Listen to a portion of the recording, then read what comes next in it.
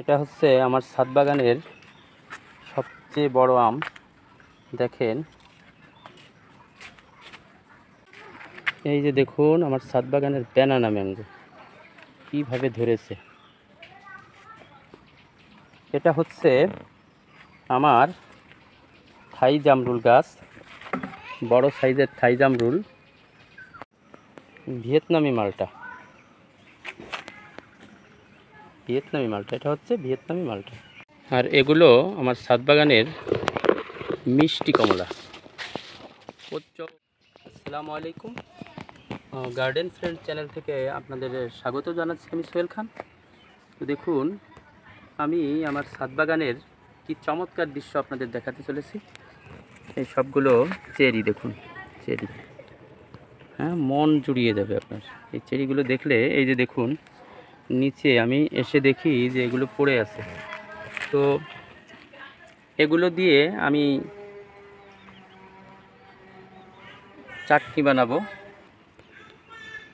তো দেখুন, এটা হচ্ছে চেরি গাছ। তবে এই চেরিটা কিন্তু একটু টক মিষ্টি, তবে চমৎকার ঘ্রাণ।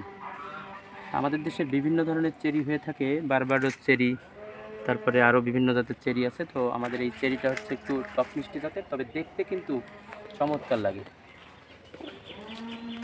এই যে দেখো, এই যে দেখো, এই যে দেখুন আমার আম গাছটা অর্ধপন্ত দেখাও। এই যে আমার আম গাছটা, এই আম গাছটা হচ্ছে যে একটা বড় জাতের আম গাছ। এই যে দেখুন, এটা কলমের গাছ ছিল, অনেক আম ধরেছিল, কিন্তু এবার জানেন যে অনেক আমের মুকুল হলেও কিন্তু শেষ পর্যন্ত অল্প কটা আম টিকেছে। এই গাছে দুটো আম আছে। এই দেখুন, এই আমটা প্রায় 500 গ্রামের মতো ওজন আছে এই আমটার। এই যে দেখুন আরেকটি আম।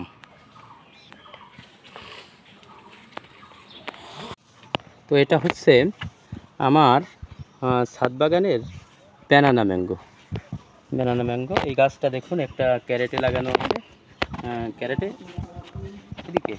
ক্যারেটে আছে, এবং এই যে আরও আম আছে। দেখুন এই যে এখানে আরও কয়টা আম আছে।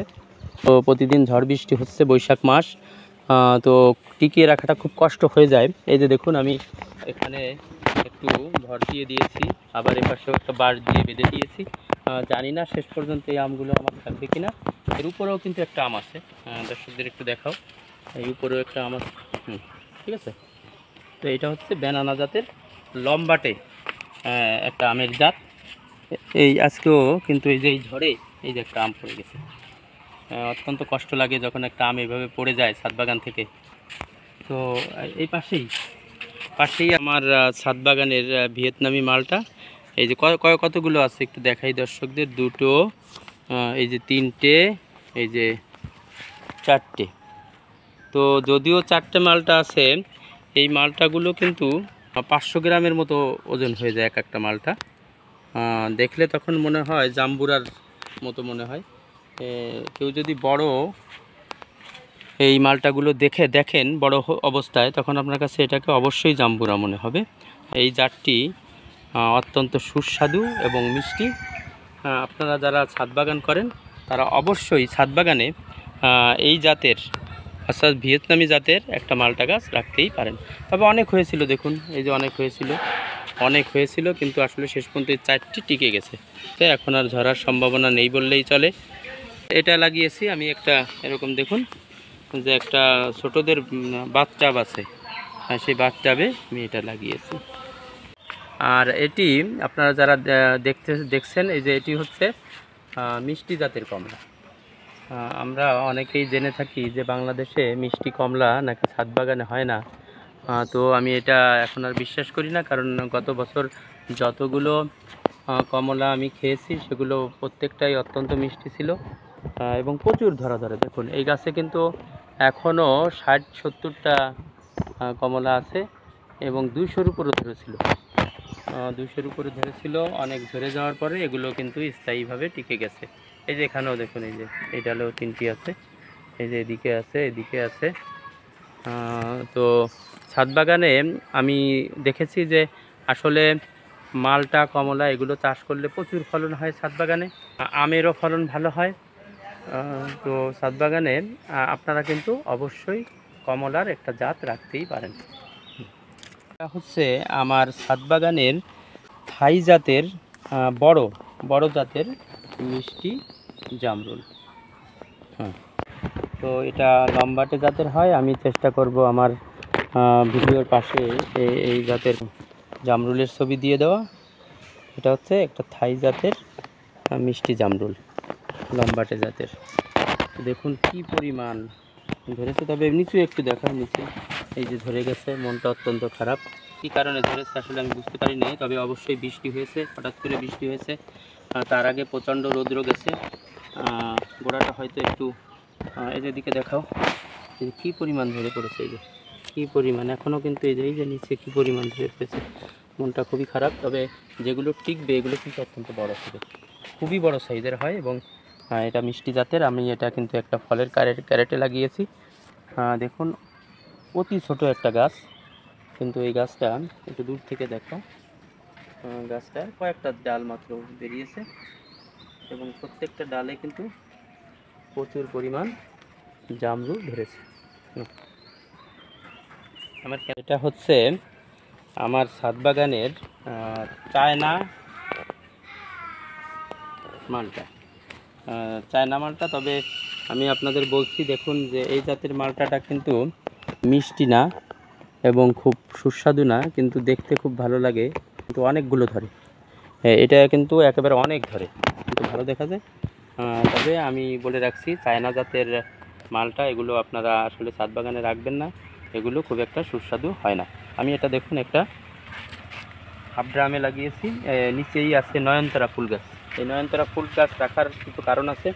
আপনারা জানেন যে ছাদ বাগান করতে গেলে কিছু ফুল গাছ রাখতে হয়।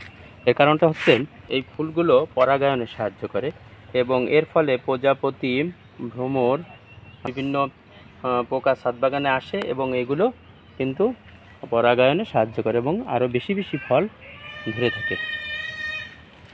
ছাদ বাগানের যেটাকে বলে ডালিম গাছ, তো এই ডালিম গাছটি আসলে ডালিম ধরে সুস্বাদু অতটা না, মোটামুটি। তবে আপনারা যারা আসলে ছাদ বাগানে আনার গাছ লাগাতে চান তারা অবশ্যই ভাগোয়ান বা অস্ট্রেলিয়ান জাতের আনার লাগাবেন।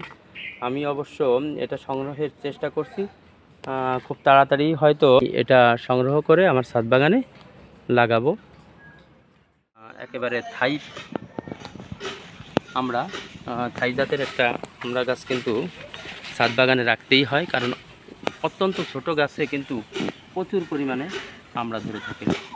শীতকাল আসলে একটা পাতাও থাকবে না, আপনার মনে হবে যে গাছটি হয়তো মরেই যাবে, কিন্তু ঠিকই শীত চলে গিয়ে যখন বসন্ত আসবে তখন কিন্তু এই যে দেখুন এইভাবেই আবার ফুল ফলে সমৃদ্ধ হয়ে আর উঠবে ছাদ বাগানের থাই আমরা গাছটি। এখানে প্রায় 30-40টি আমরা আছে এবং গাছটা কিন্তু অত্যন্ত ছোট, একটু দূর থেকে দেখাও। এবং একটা ছোট হাফ ড্রামে কিন্তু গাছটি রাখা আছে। দেখুন আমার ছাদ বাগানের টমেটো গাছ, কতগুলো টমেটো দেখাও, এই যে দেখুন টমেটো গাছ কি পরিমাণ টমেটো কিন্তু এই একটা গাছে ধরেছে। এই যে এই টমেটোগুলো অত্যন্ত সুস্বাদু। এই যে দেখুন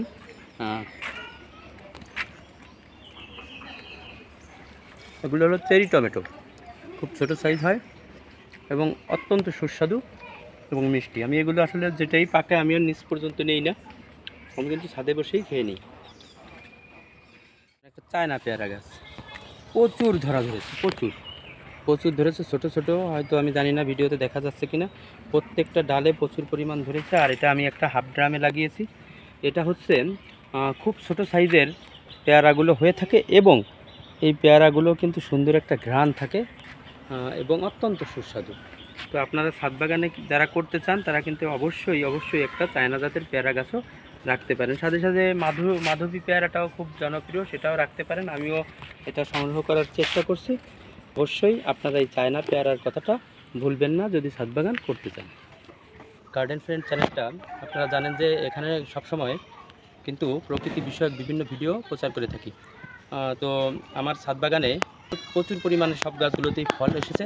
আমি চেষ্টা করেছি আপনাদের দেখাতে এবং উৎসাহিত করতে। আপনারা জানেন যে গাছ আমাদের কী পরিমাণ উপকার করে থাকে, আর এই গাছগুলো যদি না থাকতো তাহলে কিন্তু বাস্তব জীবনে আমাদের কিন্তু অনেক সমস্যা হতো।